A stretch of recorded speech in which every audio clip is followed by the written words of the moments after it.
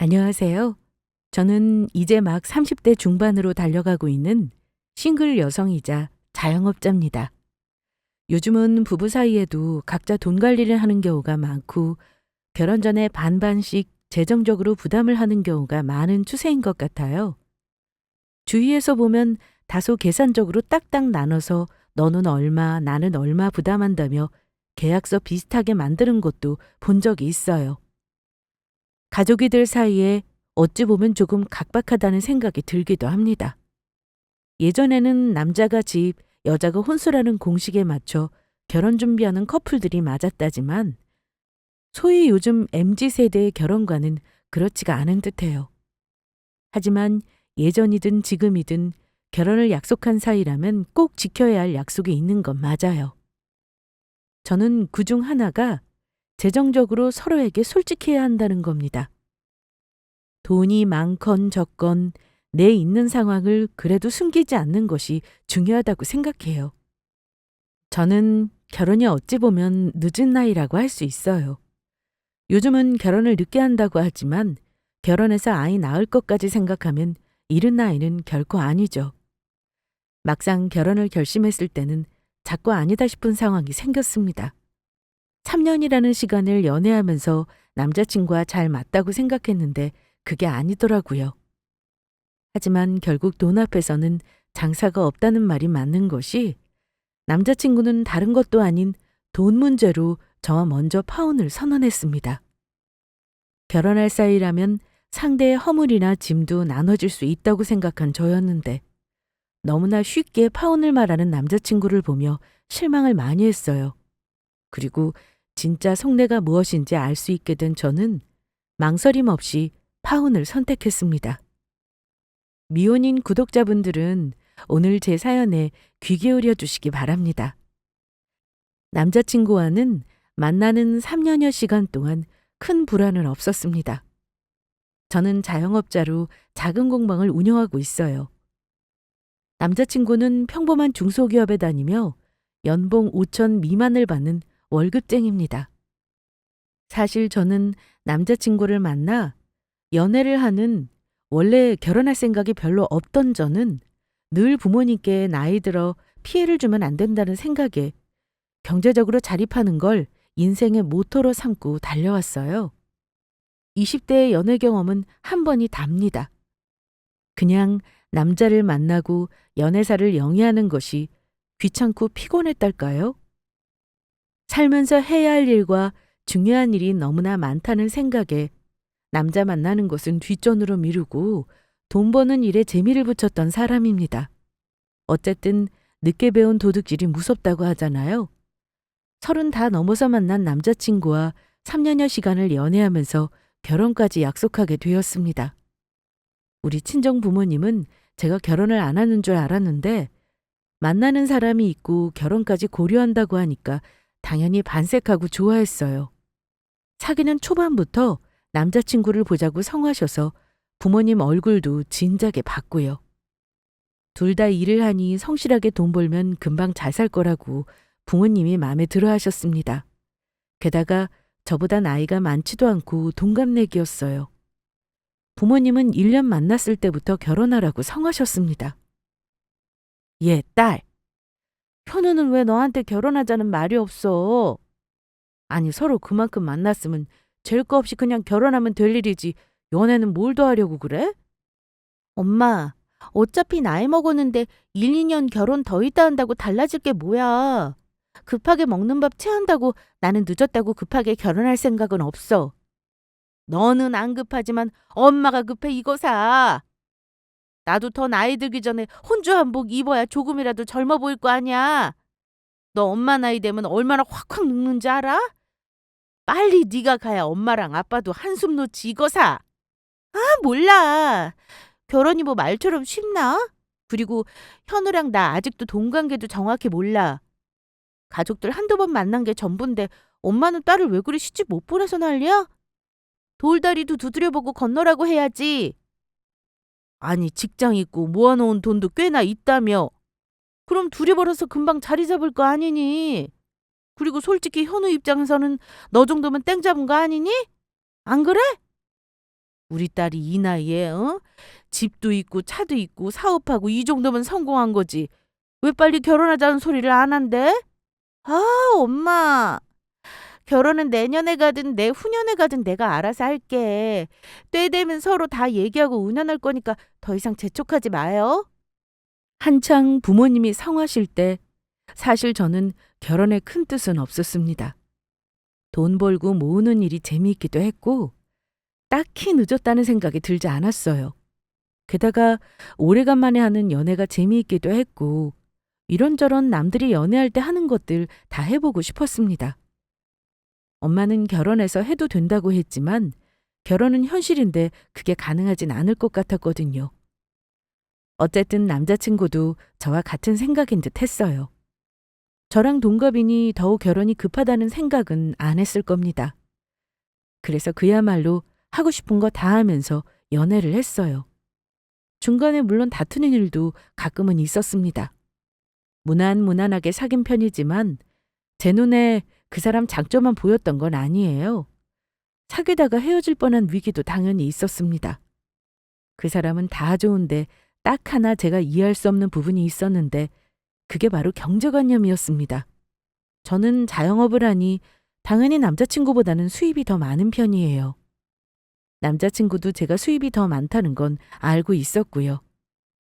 저는 무력이 없는 편이라 소비를 많이 하지 않고 돈을 곧잘 모으는 편인 반면 남자친구는 무력도 많고 투자니 뭐니 관심도 많고 또 취미 부자여서 늘 소비가 많았습니다. 한마디로 남자친구는 쇼핑도 좋아하고 먹는 것도 좋아하고 술도 좋아해요. 그런데 자기에게 쓰는 돈만 안 아까워합니다. 제가 뭐 하자고 하면 돈이 얼마냐 비싸다 하면서 어떻게든 안 할 방법을 찾으려고 하는 게 보였습니다.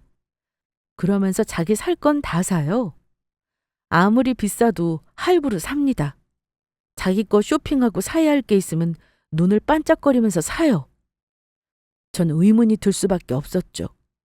왜 돈 벌면서 애인에게는 계산적으로 굴고 자기에게 쓰는 돈은 물쓰듯 쓰냐는 겁니다.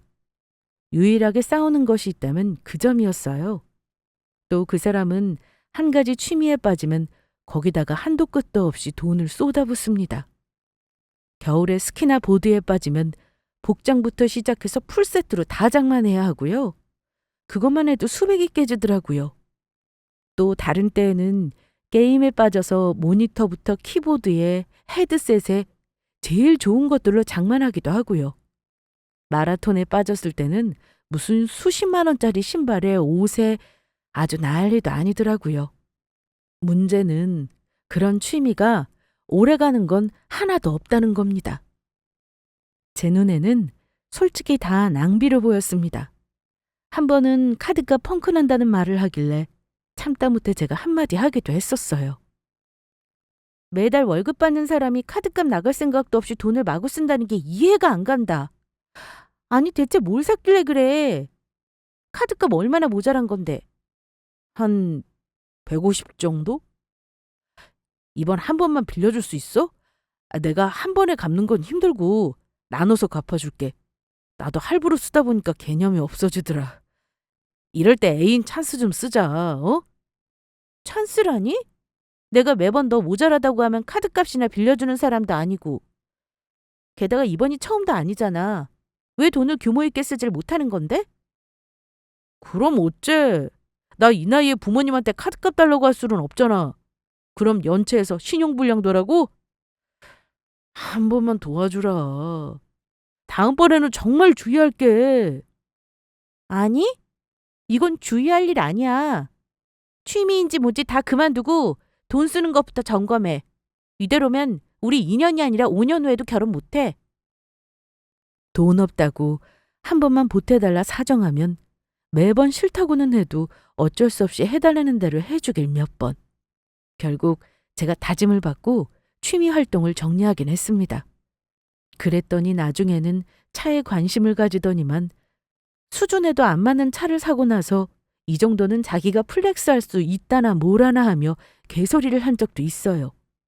할부로 나가는 돈에 매달 카드값에 다 감당하려면 돈을 모을 수 있는 거야? 우리가 지금 차 살 때는 아니잖아. 이 정도는 끌고 다녀야지. 나도 나이가 몇인데 매번 뚜벅이로 다니긴 싫더라. 너도 내가 좋은 차 타고 다니면 기분 좋잖아. 가만 보면 매번 생각 없이 소비하는 경향이 있어.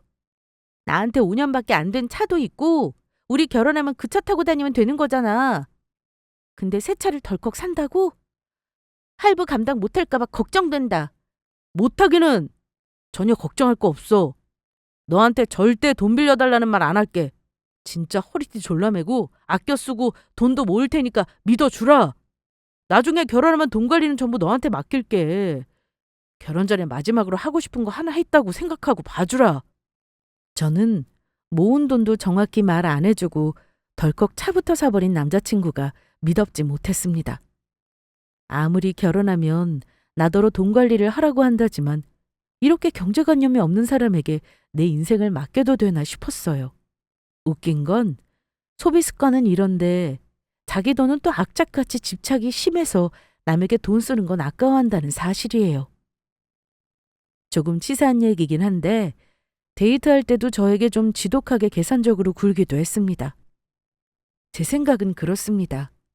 저도 돈을 버는 사람이고 나이도 이미 30이 넘었을 테니 남자 여자가 데이트를 하면 남자가 데이트 비용을 다 써야 한다는 것은 제 생각엔 맞지 않는다고 봅니다.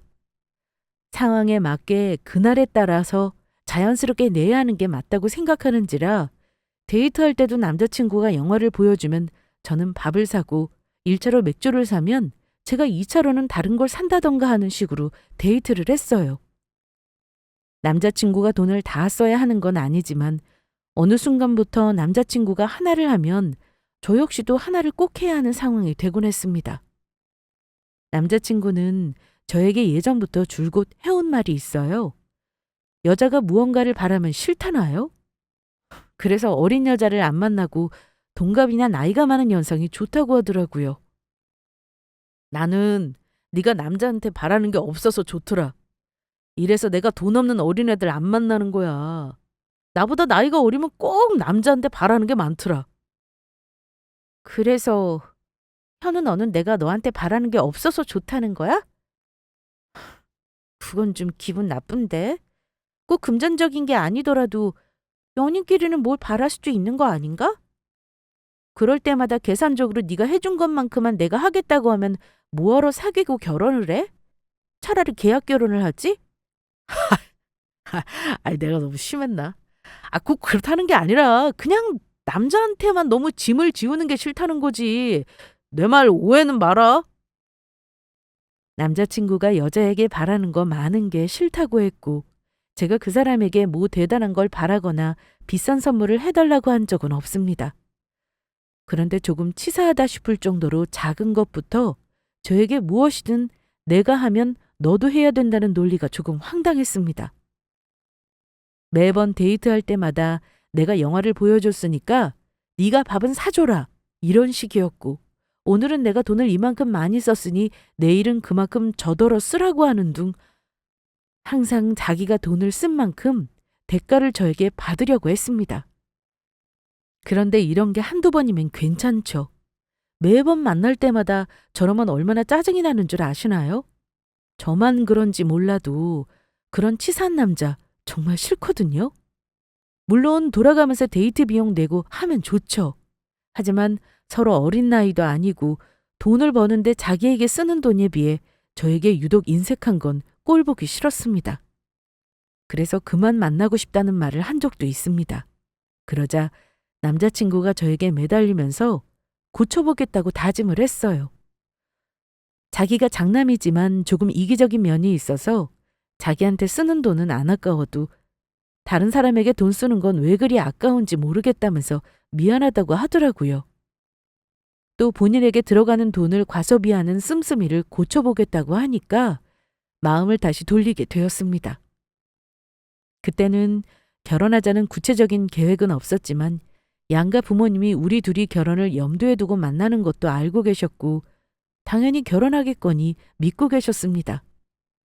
가뜩이나 엄마는 결혼을 빨리 추진하길 바라고 계시는데 실망시켜드리기도 싫었고 게다가 돈 관리를 내가 도맡아 하면 적어도 남자친구가 돈을 규모 없이 쓰도록 컨트롤할 수 있겠다 싶었어요. 또 가까운 사람에게까지 유독 계산적으로 구는 모습도 자기에게 돈이 없으면 나아지겠다 싶었습니다. 그래서 싸우기도 하고 고치려고도 하다가 나중에는 마음을 그냥 내려놓게 되었습니다. 제 잔소리 덕분인지 취미생활에 들어가는 돈도 많이 줄이긴 했어요. 저는 월급이 아니라 자영업을 하면서 수입은 많아도 언제 수입이 적어질지 모른다는 불안감이 늘 있었던 사람이라 돈 관리는 꼼꼼히 하는 편이에요. 그리고 재테크에도 관심이 어릴 때부터 많았어요. 공방 차리기 전에 직장 생활 잠깐 한 적이 있었는데 그때 월급 받고 다니면서 내 사업을 해야 돈을 벌겠구나 생각했고요. 남들 눈에는 편하게 사업하는 사람으로 보이겠지만 제가 이만큼 살만해질 때까지 정말 힘든 시간도 많았습니다. 물론 열심히 산 덕분에 저는 남자친구와 동갑임에도 제가 돈도 더 많이 모았습니다. 그러니 더욱 월급쟁이면서 규모에 맞지 않게 사는 남자친구가 못마땅했던 겁니다.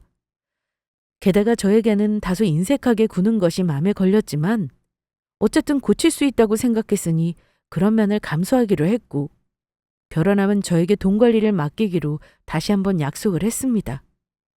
부모님들이 워낙 결혼 재촉을 하시니 더는 미루지 못할 것 같아 사귄 지 3년 차 될 때 결혼을 결심했습니다.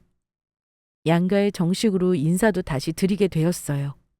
그런데 결혼을 하기로 마음먹고 예비 시댁에 가니까 전에는 몰랐던 것들이 자꾸 눈에 보이더라고요. 일단 집안 경제력이 차이가 나도 너무 난다 싶었습니다. 우리 부모님은 대단한 부자는 아니어도 적어도 자식들에게 기대지 않을 만큼 수입이 있으시고 노후 준비도 다 해놓으셨어요. 그런데 시댁은 일단 아버지가 돌아가시고 안 계셔서 실질적인 가장 노릇하는 사람이 남자친구였습니다. 형편이 뭐 아주 어려워 보이지는 않았어요. 다만 남편은 남동생과 같이 어머니에게 매달 생활비를 지원해드려야 한다고 했어요. 그 얘기 들으니까 결혼말 나오기 전 온갖 취미를 섭렵하던 남자친구가 더욱 한심하게 느껴졌습니다. 어머니에게 용돈도 드려야 하는 사람이 왜 그동안 아무 생각도 없이 돈을 썼나 하고요. 어쨌든 결혼하겠다고 했을 때 이미 저를 알고 계시는 예비 시어머니가 좋아하실 줄 알았어요. 그런데 막상 아들이 결혼하겠다고 하니까 아들이 동갑인 저와 결혼한다는 게 아쉬운 생각이 드셨는지 아주 좋은 기색은 아니셨습니다.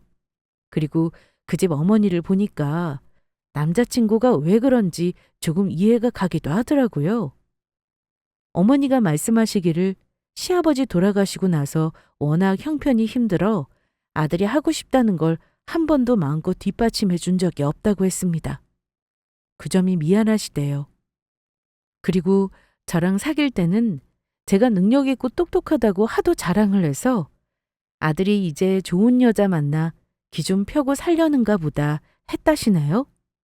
하지만 제 나이가 너무 많아 애 낳는 문제 생각하면 마음에 걸린다고 실없는 소리도 하셨습니다.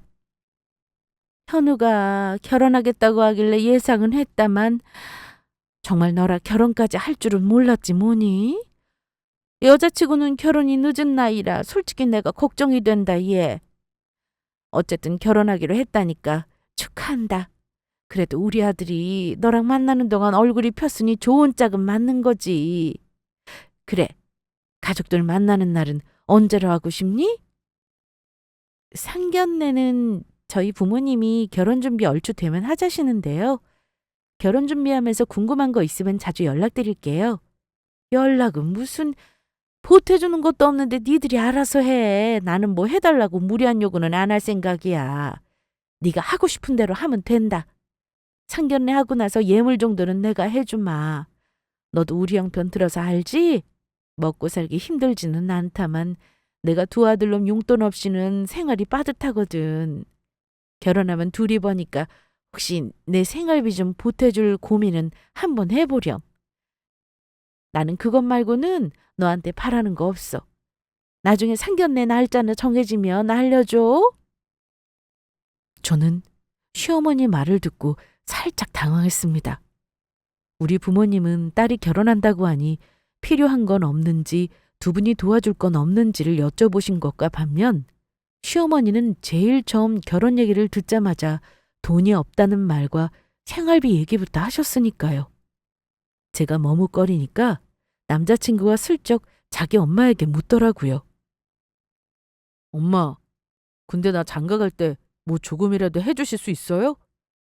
내가 집 사달라는 말은 차마 못하겠지만 그동안 내가 열심히 생활비 들였으니까 현금 조금은 보태주실 수 있죠? 아들 키워놔도 소용없다는 말이 딱 맞네. 너는 알아서 결혼하겠다는 말은 못할 망정 엄마한테 돈 달라는 말이 그리 쉽게 나와? 아유, 이러니 나도 딸이 있어야 했어. 엄마, 나 장가 미뤄가면서 그동안 엄마 갖다 드린 돈이 얼만데요. 엄마 드린 돈 없었으면 돈도 더 많이 모았을 거잖아요. 엄마 정말 저 장가 갈 때 해줄 돈이 1도 없는 거예요? 내가 장남인데도? 너희 아버지 돌아가시고 나서 엄마가 얼마나 힘들게 살았는지 몰라? 내가 니들 덕 보고 살겠다고 한 건 아니지만 어찌 엄마한테 결혼 비용 보태달라면서 서운한 소리를 하는 거냐? 응? 두 사람 모습이 참 생소했어요. 보통 부모 자식 간이라면 설사 부모가 도와주지 못할 형편이라 해도 자식이 저리 대놓고 어머니에게 왜 못 보태주냐고 따지지는 않아야 정상 아닐까요? 저는 남자친구와 어머니가 티격태격하는 걸 지켜보다가 공연히 감정이 상하겠다 싶어 두 사람 사이에 끼어들었습니다. 그리고 어머니께 말씀드렸어요. 어머니, 저희 서로 잘 상의해서 부모님께 기대지 않는 쪽으로 할게요. 보태주지 못한다고 너무 걱정 안 하셔도 돼요. 저도 제가 버는 돈으로 결혼할 생각이거든요. 아휴, 내가 가슴이 다 벌렁거리는구나. 안 그래도 아들 장가 보낸다 생각하면 서운한데 엄마한테 돈을 보태달라고 생떼를 쓰니 원. 그동안 엄마가 돈 열심히 모으라고 한 거 잊었어? 아유, 내가 예비 며느리 앞에서 이렇게 못 볼 꼴을 다 보이네. 개의치 마세요, 어머니. 현우 씨도 어머니한테 언성 그만 높여. 어머니 사정 충분히 들었는데 뭐 그리 감정 상하는 말을 하고 그래. 정식으로 인사 온 자리에서 나 민망하다고 생각 안 해? 그래, 알았어. 내가 네 입장을 생각 못했다. 암튼 엄마는 며느리 잘 만난 줄 알아요. 나보다 훨씬 능력 있는 며느리니까 나중에 엄마는 내 덕보다 며느리 덕 볼 일이 많을걸요? 분명 남자친구는 어머니 앞에서 저를 칭찬하고 있는 게 분명한데 이상하게 기분이 나쁘더라고요. 아무튼 남자친구는 결혼하면서 자기 집에 도움을 못 받는다는 사실을 굳이 자기 어머니에게 화를 내며 말해서 제가 서운하다는 말을 못할 상황을 만들어버렸습니다. 어쨌든 결혼하려고 마음먹었으니 저는 좋게 좋게 모든 상황을 극복하고 싶었어요. 우선 남자친구와 경제적인 문제를 공유하자고 했습니다. 저는 이 부분은 결혼할 사이에 감추는 것이 있어서는 안 된다고 생각했어요. 그리고 결혼할 때 가장 큰 문제가 바로 신혼집이잖아요. 저는 큰돈 들어가는 일부터 먼저 해결하고 싶었습니다. 우리 신혼집은 어쩌고 싶어? 당연히 매매는 돈이 모자랄 거고 대출 최대한 안 받으려면 전세로 해야겠다. 그럼 비용은 반반으로 할까? 돈 모자라면 내가 조금 더 보탤 수 있을 것 같은데. 가지고 있는 현금이 어느 정도인지 말해줘. 나도 전부 얘기할게. 그런데 어쩐지 남자친구는 제 눈치를 보기만 하고 말을 딴 데로 돌리려는 듯 했습니다. 근데 집이야 뭐 우리 상견례 하면서도 논의해도 되지 않아? 실은 내가 지금 주식에 묶인 돈이 있어서 가용현금이 많지가 않아.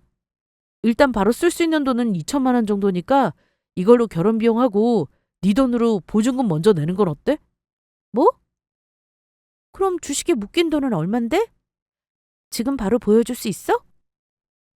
그랬더니 다급하게 싫다고 하더라고요. 아이, 아직 손해를 좀 보고 있어서 보여주기가 그러네. 나중에 주식 싹 다 팔고 그때 보여줄게. 현금은 한 1억 정도 되니까 걱정 말고. 1억이나 주식에 넣어놨다고? 너무 위험하게 투자한다. 나도 주식을 하지만 현우 씨처럼 재산 대부분을 투자하지는 않아. 그러지 말고 손에 적으면 빨리 매도해서 현금화해. 그리고 우리 결혼하면 내가 돈 관리하겠다고 한 거 잊지 않았지? 그럼 당연하지. 그건 내가 말한 거잖아. 암튼 지금은 나 주식 바로 못 팔아. 일단 네 돈으로 준비하고 나중에 싹 정산하는 걸로 하자.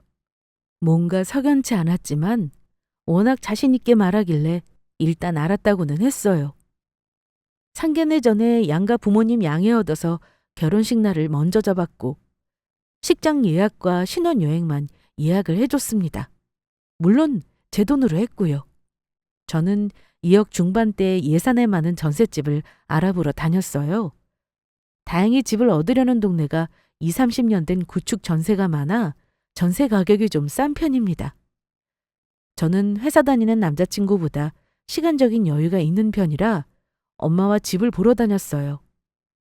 그런데 그중에서 몇 군데 괜찮은 곳을 남자친구와 같이 보러 가기로 한 주말에 일이 터지고 말았습니다.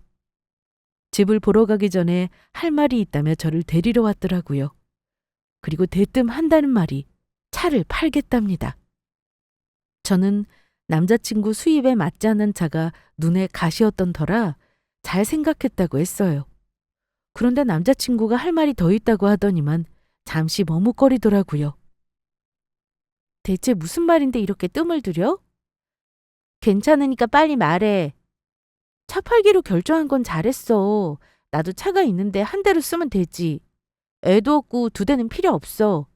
차 판 돈은 집 보태는 데 쓰면 되겠다. 저기 수진아, 그게 실은 차 판 돈 나 빚 갚는 데 쓰려고 결혼 전에 판 거야. 저는 당연히 결혼 비용에 보탤 거라 생각했는데 갑자기 빚 갚는 데 쓴다는 말을 하더라고요. 빚이라니. 저는 전혀 들은 바가 없어서 순간 할 말을 잃고 멍한 채로 있었습니다. 어? 빚? 빚이라니? 현우 씨가 빚이 있었나? 나한테 그런 말 없었잖아. 차 팔아서 빚을 갚는다니? 저는 깜짝 놀라 되물었고 남자친구는 저를 똑바로 보더니만 엄청난 사실을 털어놓았습니다. 어떻게든 내가 해결해 보려고 했는데 어차피 너도 알게 될 거니 솔직해야 할 것 같아서 말이야. 실은 내가 주식에 넣어놨다는 그 돈 대출이야. 대출? 주식에 넣어놨다는 그 1억 말하는 거지.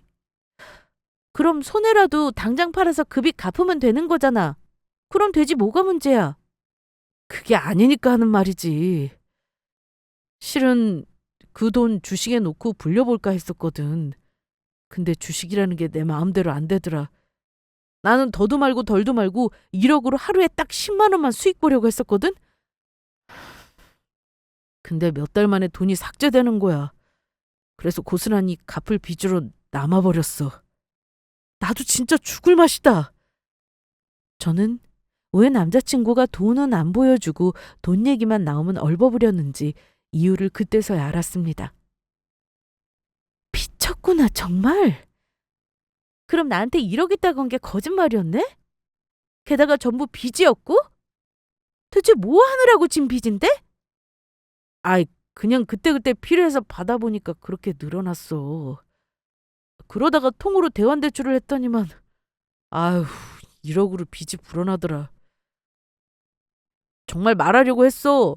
근데 너한테 미안해서 미루다 보니 이렇게 됐네. 거짓말하지 마. 웃기는 소리도 하지 말고. 나한테 말하려고 했다고? 웃긴다. 식장 다 예약하고 상견례 날 잡아놓은 마당에 빚을 고백해? 게다가 결혼해서 같이 갚자니 이거 고의적인 거 아니야? 고의라니 수진아. 일단 화만 내지 말고 내 말 들어봐. 1억 그렇게 큰 돈 아니야. 내 연봉이 5천이 넘고 너는 나보다 수입도 더 좋잖아. 결혼해서 너랑 나랑 둘이 갚으면 솔직히 맘먹고 3년이면 갚아. 그래서 말인데 결혼은 일단 네가 가진 돈으로 하고 모자라면 너 명의로 대출받자. 너한테 경제권 다 넘기고 나는 용돈 받아서 쓸게. 대신 빚은 우리들 수입으로 같이 갚는 걸로. 어? 남자친구 목적은 그거였습니다. 빚을 혼자 갚기 힘드니 결혼해서 같이 갚자는 것이었어요. 솔직히 자기는 속 편한 거죠. 저보다 수입도 적은데 맘 편히 저에게 용돈 받아 쓰고 자기 빚도 내 돈으로 보태서 갚으면 누구 속이 편하겠습니까?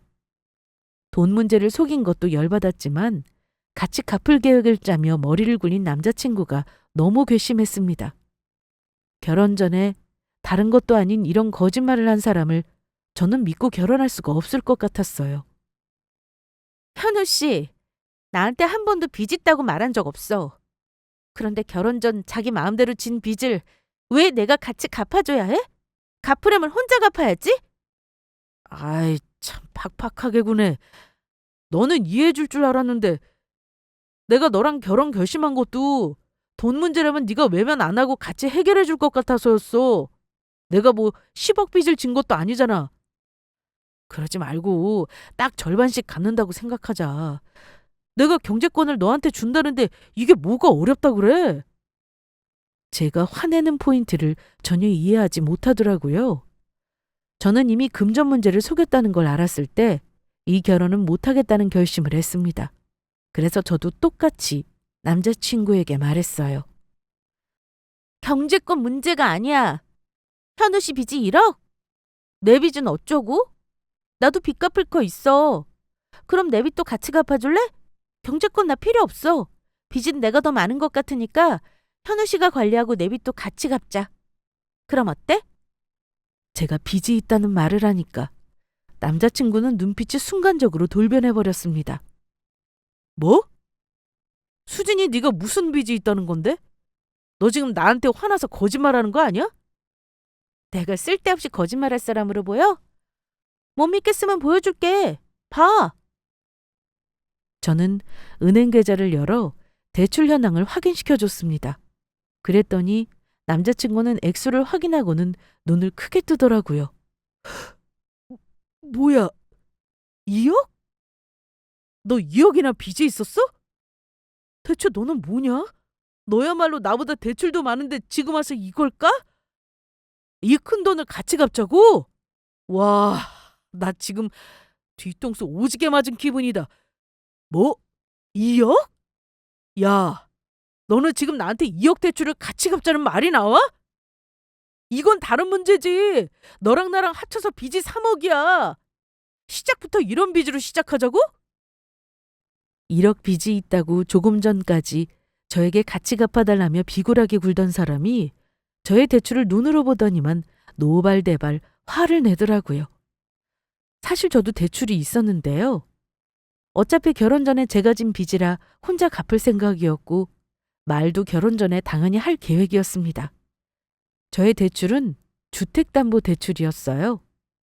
저는 20대 후반에 서울 인근 아파트 하나를 8억대에 주고 매매했습니다. 부모님 도움도 조금 받았고 운이 좋았습니다. 이율이 아주 싼 시절에 고정금리로 받은 대출이었어요. 다만 지금은 그 값보다 조금 더 올랐어요. 또 집에 세입자가 있었고 투자 목적으로 매매한 집이라 실거주 생각은 없어서 일단은 전세로 두며 나중에 말할 생각이었습니다. 4억 대출이 있긴 했는데 세입자 들이면서 대출을 일부 충당했고 몇 년간 열심히 모아 2억의 대출 잔여금이 남은 상황이었고요. 그런데 이렇게 뜻밖의 상황에서 저의 대출을 커밍아웃하게 될 줄은 저도 몰랐습니다. 제가 주택 얘기는 쏙 빼고 대출을 먼저 밝히니 남자친구는 저보다 더 화를 내더라고요. 그 모습을 보니 실소가 나올 지경이었습니다. 야, 김수진, 너 이거 엄연히 사기 결혼이야. 나는 너한테 내 빚 있다고 솔직하게 말했는데 너는 뭐야? 내가 말 안 했으면 너 혼자 버는 돈으로 몰래 갚고 말도 안 할 작정이었냐? 내가 미쳤다고 내 월급으로 네 빚을 갚아? 우리 결혼 말이야. 다시 생각하자. 이건 아니지. 시작부터 3억 빚잔치라니. 난 자신 없다. 심지어 먼저 결혼을 다시 생각하자고 하길래 저는 그 말을 놓치지 않고 덥석 물었습니다. 다시 생각하자니? 뭐 파혼이라도 하자는 건가? 내 빚은 같이 못 갚아주겠다 이거네? 1억이랑 2억이랑 같냐? 와, 나 진짜 큰일 날 뻔했네. 너랑 결혼했다가 완전 인생 망할 뻔했잖아. 우리 집에서 너 2억 빚 있다는 거 알아봐라. 우리 엄마 너 머리채 잡아. 그냥 우리 둘이 조용히 파혼하고 끝내자. 파혼? 좋아. 지금 분명 먼저 파혼하자고 했다. 번복하지 마. 그래, 번복은 없어. 너 성격 쿨하잖아. 내가 파혼하자고 해서 붙잡지 않을 거라 믿는다. 난 내 돈으로 빚 2억 같이 갚아줄 생각 없다고 분명히 말했다. 좋아. 듣던 중 반가운 소리네. 나도 파혼하고 싶은 말이 목구멍까지 나왔지만 먼저 말하기 싫어서 참은 거야. 그럼 깔끔하게 파혼하는 거다. 지금까지 들어간 돈은 나도 책임 있으니까 정확하게 절반 내줄게. 그럼 손해보는 거 없지? 뭐 그러던가. 어쨌든 현우 씨는 내 주택담보대출 2억은 같이 갚을 생각 없다는 거 확실히 알았어. 물론 나도 내가 버는 돈으로 남편 빚 갚아줄 마음은 전혀 없어. 그런데 남자친구는 제가 주택담보대출이라는 말에 표정이 또 변했습니다. 너 지금 뭐라고 했어? 주택담보대출? 주택담보대출이면 설마 너 혹시 네 명의 아파트라도 있어? 그럼 그게 담보대출이라는 거야? 저는 담담하게 말했습니다. 맞아. 현우 씨는 신용대출이지만 나는 담보대출이야. 나도 솔직히 말한다는 걸 미루다가 이렇게 됐네? 나 8억짜리 아파트 있거든. 근데 세입자가 있어서 어차피 신혼집으로는 못 쓸 듯해서 말 못했지. 개고생해서 거의 갚고 이제 딱 2억 남았네? 왜? 담보대출이라고 해서 뭐 달라질 게 있나? 야, 김수진! 너 지금 나랑 말장난하냐? 그럼 아까부터 담보대출이라고 말했어야지. 집에 대출 있는 건 자가이나 마찬가지잖아. 그럼 얘기가 달라지잖아. 와, 너 능력 있다. 언제 그런 줄 장만했어. 파혼 얘기한 건 접어두고 일단 우리 네 아파트 얘기 마저 하자. 너 그런 집 있었으면 내 돈 1억은 껌값이잖아. 담보대출이라는 말을 듣고는 이제 와서 말을 바꾸려고 하길래 저는 파혼의 쐐기를 박았습니다. 달라질 거 없어. 먼저 파혼 말 꺼낸 건 너잖아. 근데 내가 집 있다니까 갑자기 마음이 바뀌어? 조금 전까지만 해도 내 2억 빚 절대 같이 못 갚는다고 인생 망할 뻔했다고 난리친 거 잊었어? 나야말로 내가 버는 돈으로 네 빚 1억 같이 갚을 마음 없어. 나는 돈도 너보다 잘 벌고 집 있겠다 차 있겠다 아쉬울 거 하나 없거든. 나야말로 너랑 결혼했으면 인생 망칠 뻔했다. 우린 파혼이야. 각자 부모님께는 알아서 말씀드리자. 상견례 안 한 게 그나마 다행이네. 아참, 식장 예약금이랑 신혼여행 예약한 거 절반은 내 계좌로 넣어라. 저는 자리에서 일어나며 차갑게 쏘아붙였습니다. 그때부터 남자친구는 안절부절 못하며 얼굴이 사색이 되었어요. 자기가 뱉은 말이니 어떻게든 주워 담으려 했지만 본인이 생각해도 방법이 없었을 겁니다. 저기 수진아, 너 정말 나랑 파혼할 생각 아니지? 우리 사귄 게 몇 년이냐? 아까는 나도 2억 빚 얘기에 흥분한 거야. 나라고 정말 파혼하고 싶어서 그랬겠어? 남자한테 1억 빚은 솔직히 흠도 아니잖아. 여자한테 2억 빚 있는 거랑 같아? 그래서 파혼하자고 한 거니까 일단 화 풀어. 파혼은 무슨... 지금 와서 파혼하면 손해가 얼마냐? 그건 또 무슨 논리니? 남자한테 1억 빚은 흠도 아니라고? 뭔 개소리야? 물론 빚 안 진 사람 요즘 없지. 그건 나도 알아. 근데 그걸 일부러 속이고 같이 갚자고 말하면서 반대 상황이 되니까 돌변한 건 뭔데? 정말 이기적인 사람이다 너. 내가 빚 있다니까 눈빛도 변하더라? 꺼져! 우린 파혼이야. 아무것도 모르고 결혼했으면 내 인생까지 말아먹을 뻔했어. 제가 자리를 뜨려는데 남자친구는 다급한지 제 팔을 붙잡았습니다. 수진아, 미안. 아까는 내가 진짜 너무 미안해. 무조건 잘못했어. 그럼 결혼해서 경제권 너 줄 테니까 네가 다 알아서 해. 나는 일제 터치 안 하고 네가 하자는 대로 할게. 그럼 되지? 아니, 안 돼. 지금 4명이 8억짜리 아파트 아까워서 일어나 본데 한 가지 말해둘게. 내 아파트로 인해서 네가 덕 볼 일은 절대 없을 거야. 너는 여자랑 결혼할 생각하지 말고 네 빚이나 갚아라. 그러면 한 40살에는 여자 만날 수 있겠다? 나한테 다시는 연락하지 마. 저는 붙잡는 그 인간 손을 뿌리치고 나와버렸고 그날 바로 부모님께 결혼 안 하겠다고 선언했습니다. 두 분 다 놀라셨지만 자초지정을 듣고 나서는 오히려 잘했다고 결혼 전에 그놈이 이기적인 속물이라는 거 알아서 다행이라고 하셨어요. 시작도 하기 전에 거짓말하는 사람 믿고 살기 힘들다며 잘했다고 저의 파혼을 받아들이셨습니다. 하지만 그 인간 엄마는 아들이 파혼한 이유를 정확히 모르는지 저에게 전화해 한 소리 하시더라고요. 자기 아들 빚 좀 있다는 이유로 죄인 취급을 하냐며 따지더니만 대뜸 저에게 참으라고 하더군요. 원래 남자들은 한 번쯤 돈 실수한다면서요. 그리고 자기는 아들이 빚진 걸 몰랐대요. 속이려는 게 아니었다고 우기셨습니다. 너도 빚 있다며. 원래 다들 빚지고 시작하는 거야. 아들이 말실수 좀 했다고 날름 파혼을 해?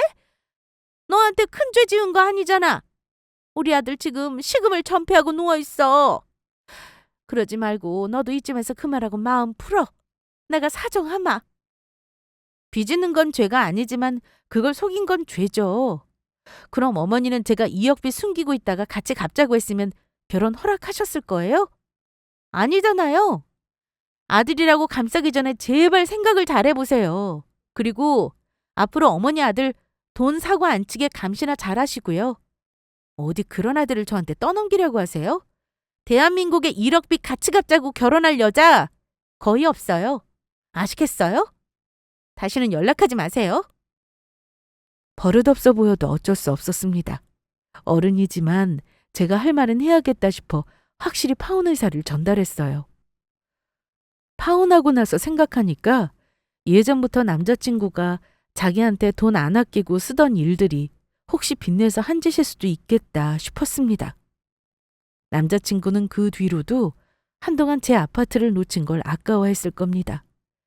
끈질기게 용서를 빌었는데 결국 친정아빠가 한 소리하고 나서야 떨어져 나갔어요.